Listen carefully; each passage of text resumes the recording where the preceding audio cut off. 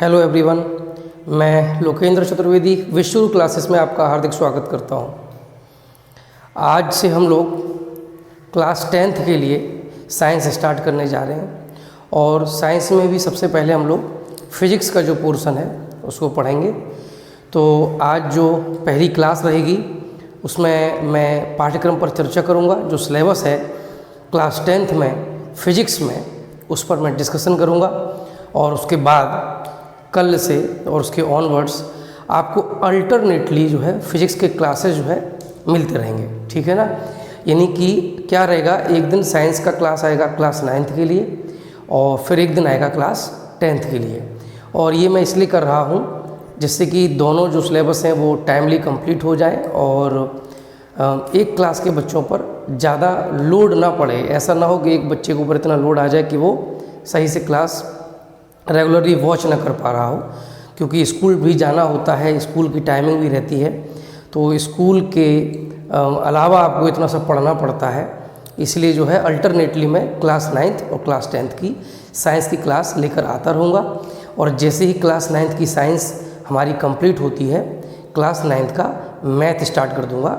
तो फिर आपको अल्टरनेटली क्लास 9th की मैथ और क्लास 10th की साइंस का वीडियो मिलता रहेगा, ठीक है ना। तो चर्चा करते हैं कि क्या सिलेबस है और हमें क्या क्या पढ़ना है, और जल्दी ही इसको भी मैं टाइमली कंप्लीट कर दूंगा। आप लोग इस बात से बिल्कुल निश्चित रहिएगा, कोई चिंता करने की ज़रूरत नहीं है। विद न्यूमेरिकल्स आपका फिजिक्स हो जाएगा, साइंस में आपके केमिस्ट्री भी कंप्लीट करा दूंगा और बायोलॉजी जो है वो आपको सुकृति मैम कंप्लीट करा देंगी। तो इस तरह से आपका जो पोर्शन है वो बहुत ही जल्दी साइंस का मैं कंप्लीट करा दूंगा, हो सकता है 1.5 से 2 महीने के अंदर, ठीक है ना। तो आज हम चर्चा करते हैं सिलेबस पर और उसके बाद फिर बताते हैं कि क्या क्या पढ़ना है और कैसे हम लोग इसको पढ़ेंगे, ठीक। तो देखिएगा, आप लोग देख सकते हैं मैंने यहाँ पे लिखा है पाठ्यक्रम पर चर्चा, ठीक है। भौतिक विज्ञान कक्षा 10 यानी फिजिक्स का सिलेबस जो है उस पर मैं डिस्कस करूँगा उस पर। तो सबसे पहले आप देखिए क्या है ऑप्टिक्स में, यानी प्रकाश की। देखिए फिजिक्स में, भौतिक विज्ञान में क्या है ना, बहुत सारी शाखाएं होती हैं, शाखा होती है जिसको हम बोलते हैं प्रकाश की, ऑप्टिक्स। तो ऑप्टिक्स में हम लोग सबसे पहले पढ़ेंगे कि प्रकाश का परावर्तन। तो देखिएगा इसमें हम लोगों को क्या क्या पढ़ना है तो समझेंगे। प्रकाश का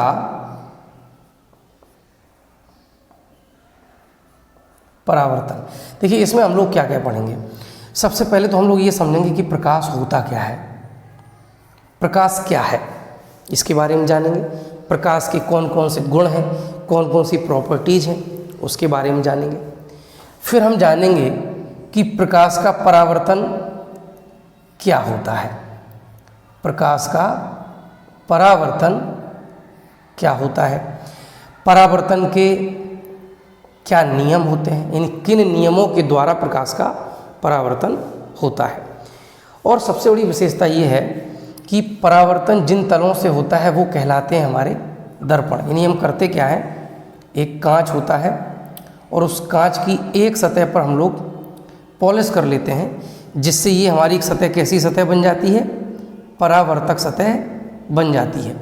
तो ये बन जाता है दर्पण। ये दर्पण जो है वो आपके गोलीय दर्पण भी हो सकते हैं और समतल दर्पण भी हो सकता है। तो दर्पण क्या होता है, कितने प्रकार के होते हैं, इसके अलावा दर्पण से संबंधित जो मुख्य परिभाषाएं होती हैं वो कौन कौन सी होती हैं, और किसी उत्तल दर्पण द्वारा या अवतल दर्पण द्वारा या समतल दर्पण द्वारा किसी भी वस्तु का प्रतिबिंब कैसे बनता है, किसी विशेष स्थिति में प्रतिबिंब की स्थिति क्या होती है, किस प्रकार से प्रतिबिंब बदलता है, उसकी स्थिति बदलती है, ये सारी चीज़ें हम लोग डिटेल से पढ़ेंगे। ये पढ़ेंगे हम प्रकाश के परावर्तन में, ठीक है ना। यानी इसमें हमें क्या क्या पढ़ना है, प्रकाश क्या होता है, प्रकाश का परावर्तन क्या है, परावर्तन के नियम क्या है, दर्पण और दर्पण से बनने वाले प्रतिबिंब के बारे में, और भी जो चीज़ें होंगी चैप्टर में उनको हम विस्तार से समझते हुए चलेंगे। फिर आपका अगला टॉपिक आता है प्रकाश का अपवर्तन। तो इसमें हम लोग क्या क्या समझेंगे। अगर हम बात करें प्रकाश के अपवर्तन की तो इसमें हम लोग क्या क्या समझेंगे।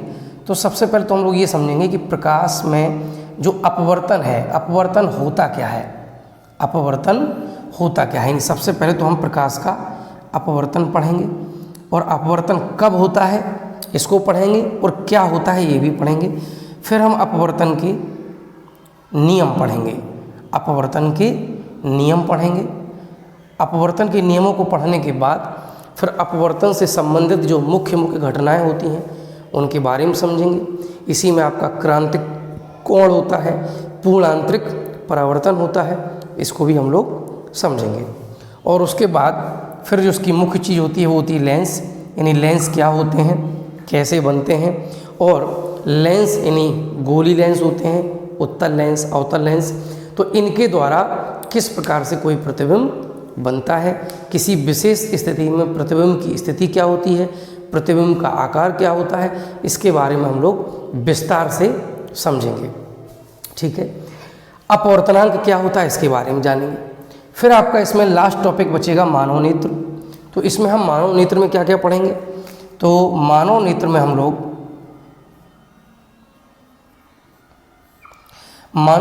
लोग सबसे पहले तो ये समझेंगे कि जो मनुष्य का नेत्र है, जो आँख है, उसकी संरचना कैसी होती है, यानी किस प्रकार से वो बनी होती है और किस प्रकार से कोई विशेष अंग अपना कार्य करता है।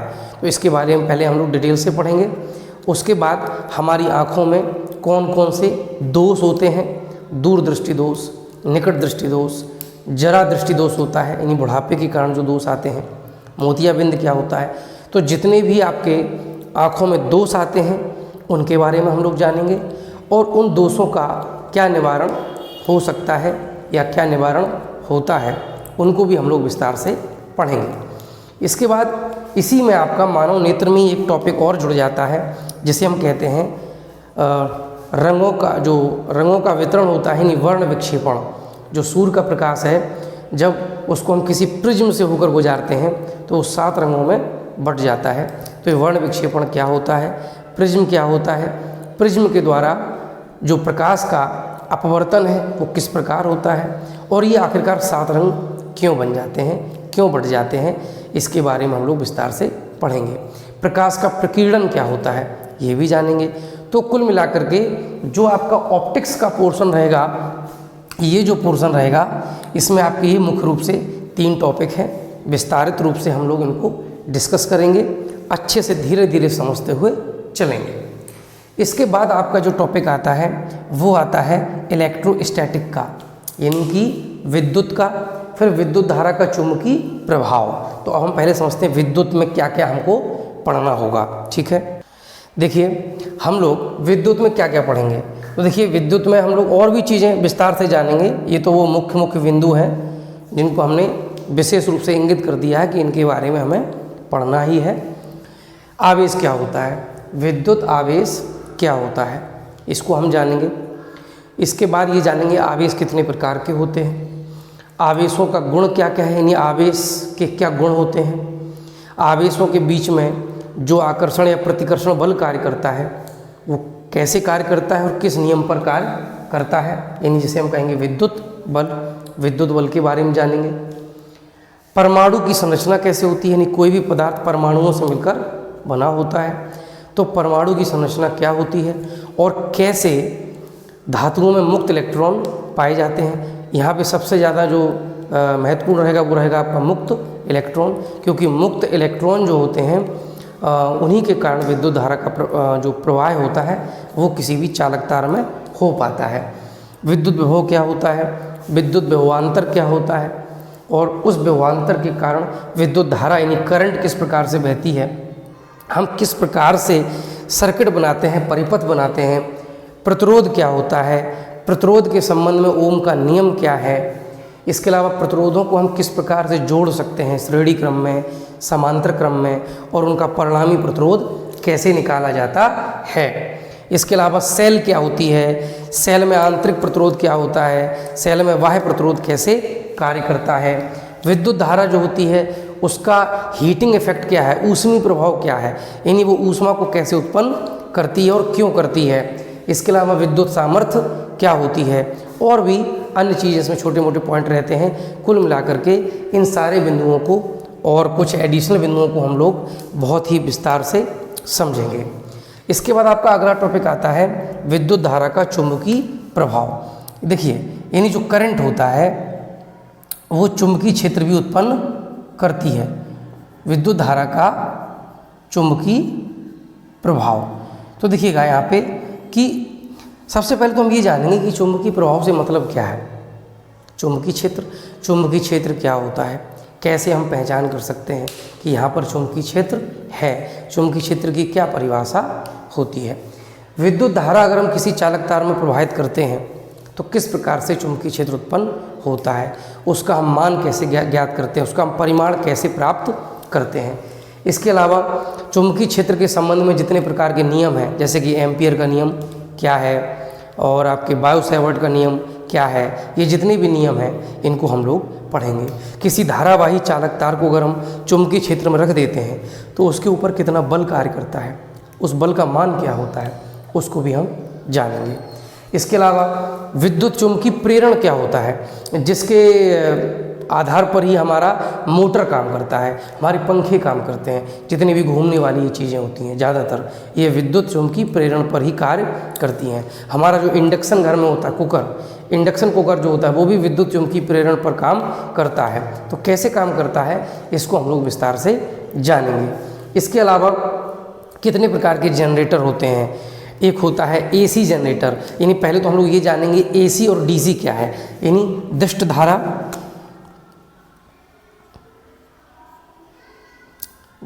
जिसे हम कहते हैं डायरेक्ट करंट डीसी, और एक होती है प्रत्यावर्ती धारा जिसे हम कहते हैं एसी, अल्टरनेटिंग करंट। तो पहले हम ये जानेंगे कि डीसी क्या होता है और एसी क्या होता है, ठीक है, दोनों में क्या फ़र्क है, क्या दोनों में डिफरेंसेस हैं, इसको हम समझेंगे। एसी हमारे घरों में जो सप्लाई आती है, जो विद्युत सप्लाई आती है, उसका करंट कैसा होता है, वो आपका अल्टरनेटिंग करंट होता है। जो बैटरी का करंट होता है वो डायरेक्ट करंट होता है। दोनों में क्या फ़र्क है इसको हम जानेंगे। फिर जो एसी जनरेटर होते हैं, यानी ऐसे जनरेटर जो प्रत्यावर्ती धारा को बनाते हैं, उत्पन्न करते हैं, वो कैसे काम करते हैं, और डीसी जनरेटर कैसे काम करते हैं, तो इन सब चीज़ों को हम लोग विस्तार से समझेंगे। इसके बाद में आपका जो आखिरी में एक टॉपिक छोटा सा बचता है ऊर्जा के स्रोत, यानी ऊर्जा का देखिए मुख्य स्रोत क्या होता है वो हमने आपको पहले भी बताया है। जो ऊर्जा का मुख्य स्रोत होता है वो हमारा सूर्य होता है, लेकिन इसके अलावा तमाम प्रकार के जो ऊर्जा के स्रोत हैं हम उनके बारे में जानेंगे कि वो स्रोत जो होते हैं उनमें ऐसे कौन कौन से स्रोत हैं जिनसे हम अनंत ऊर्जा प्राप्त कर सकते हैं, यानी जिनसे हम इतनी ऊर्जा प्राप्त कर सकते हैं कि हमारी ऊर्जा की ज़रूरत पूरी हो सकती है लेकिन वो ऊर्जा समाप्त नहीं होगी। यानी हम ये जानेंगे ऐसे कौन कौन से स्रोत हैं जिनसे हम ऊर्जा बार बार प्राप्त कर सकते हैं, ठीक है, और ऐसे कौन से हैं जिनसे हम ऊर्जा प्राप्त करेंगे ज़रूर लेकिन वो स्रोत जो है वो कुछ समय के बाद नष्ट हो जाएंगे, जिन्हें हम नवीकरणीय और अनवीकरणीय ऊर्जा स्रोत भी कहते हैं। ठीक है, तो ऊर्जा से संबंधित जो मुख्य चीज़ें होगी वो हम इस चैप्टर में पढ़ेंगे। तो इस तरह से हम लोगों ने एक संक्षेप में ये समझ लिया है कि हमारा ये सिलेबस रहेगा और इस पर हमें विस्तार से चर्चा करनी है, बिल्कुल धीरे धीरे समझते हुए आगे बढ़ना है। ठीक है, अब जो कल से हम क्लास शुरू करेंगे क्लास 10th के लिए फिजिक्स की, उसमें हम शुरुआत जो करने वाले हैं वो हम विद्युत से करने वाले हैं। यानी हम लोग ऑप्टिक्स को बाद में पढ़ेंगे, पहले हम लोग इलेक्ट्रोस्टैटिक को अच्छे से पढ़ेंगे, फिर इलेक्ट्रोमैग्नेटिज्म जो होती है, विद्युत चुंबकत्व जो होता है उसको हम लोग विस्तार से पढ़ेंगे। इनको फिनिश करने के बाद, इनको कंप्लीट करने के बाद फिर हम लोग ऑप्टिक्स को पढ़ेंगे। ठीक है ना, तो कल जो हम क्लास लेकर के आएंगे वो हमारी फर्स्ट क्लास जो होगी वो विद्युत से स्टार्ट होगी। आप लोग रेडी रहिएगा, बिल्कुल दिमाग से निकाल दीजिएगा कि इससे संबंधित कोई भी डाउट आपके रहने वाला है। मैं 100% आपसे प्रॉमिस करता हूं कि आपको एक एक चीज़ बारीकी से समझ में आने वाली है। आपके अंदर डाउट नाम की कोई चीज़ कभी नहीं रहेगी, बशर्ते आपका दायित्व ये बनता है कि आप उसको मन से पढ़ें, जो आपके डाउट हो वो हमसे पूछें। यदि आपका डाउट मेरे तक नहीं आएगा, आपका क्वेश्चन मेरे तक नहीं आएगा तो मैं आंसर कैसे करूँगा। ठीक है ना, तो ये आपका दायित्व भी बनता है, जितना मेरा है उससे कहीं ज़्यादा आपका है। रेगुलरली वीडियो वॉच कीजिएगा, आपको जहाँ भी कोई दिक्कत होती पूछेगा, अच्छा लगता है तो भी बताइएगा, और साथ के जो अन्य स्टूडेंट्स हैं उनको ज़रूर सजेस्ट कीजिएगा, वो पढ़कर ज़रूर देखें, ठीक है ना। हाँ, इन सारे चैप्टर की जो न्यूमेरिकल होंगे उनको भी हम सॉल्व करवाएंगे। बाद बाकी आपका ये काम होगा कि जो भी आपके पास बुक हो, वो किसी भी राइटर की हो सकती है, आप उसके सारे न्यूमेरिकल सॉल्व कीजिएगा। जो भी न्यूमेरिकल आपको नहीं आता है उसका फ़ोटो क्लिक कीजिए, क्रॉप कीजिए, और जो मैंने आपको बताया है कि टेलीग्राम पर हमारा ग्रुप है उसको ज्वाइन कर लीजिएगा। उसका नाम है विश्व गुरु क्लासेस।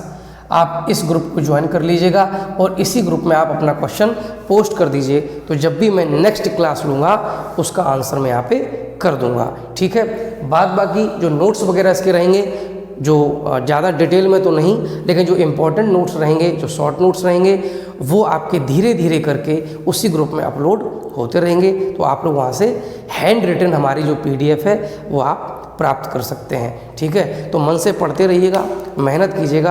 क्लास 10th जो होती है उसका बोर्ड एग्ज़ाम होता है, और मैं चाहूँगा कि जितने भी बच्चे मेरे संपर्क में आते हैं ऑनलाइन क्लास के माध्यम से, और ये हम एक संयोग ही मानेंगे कि वो मेरे संपर्क में आए हैं, तो मेरी ये पूरी कोशिश रहेगी कि उन सारे बच्चों की जो नंबर हैं, वो जो भी मैं उन्हें पढ़ाऊँ, साइंस पढ़ाऊँ, मैथ पढ़ाऊँ, यानी जो भी सब्जेक्ट मैं पढ़ाता हूँ, उन सारे सब्जेक्ट्स में उनके नंबर मतलब अबव द पार आएँ, उनकी उम्मीद से कहीं ज़्यादा आए, और मेरी पूरी कोशिश रहेगी। बाद बाकी आपका जो दायित्व है वो हमसे ज़्यादा रहेगा। आप कितनी मेहनत करते हैं ये तय करेगा कि आपके कितने अंक आने वाले हैं परीक्षा में, ठीक है ना। बाद बाकी मैं आपको आगे चल करके ये भी बताऊंगा कि हमको आंसर राइटिंग कैसे करनी होती है बोर्ड एग्जाम में, वो सबसे ज़्यादा महत्वपूर्ण होती है, ठीक है। ये सारी बातों पे हम चर्चा धीरे धीरे करते चलेंगे। तो मन लगाकर पढ़ते रहिए, वीडियो देखते रहिए और अन्य लोगों को शेयर कीजिए, ठीक है। चैनल जिन्होंने सब्सक्राइब नहीं किया है अब तक, प्लीज़ रिक्वेस्ट है सब्सक्राइब कीजिएगा, लाइक कीजिए और दूसरे लोगों को ज़्यादा से ज़्यादा बताइएगा ताकि उनको इसका फ़ायदा मिल सके, ठीक है। तो मिलते हैं कल।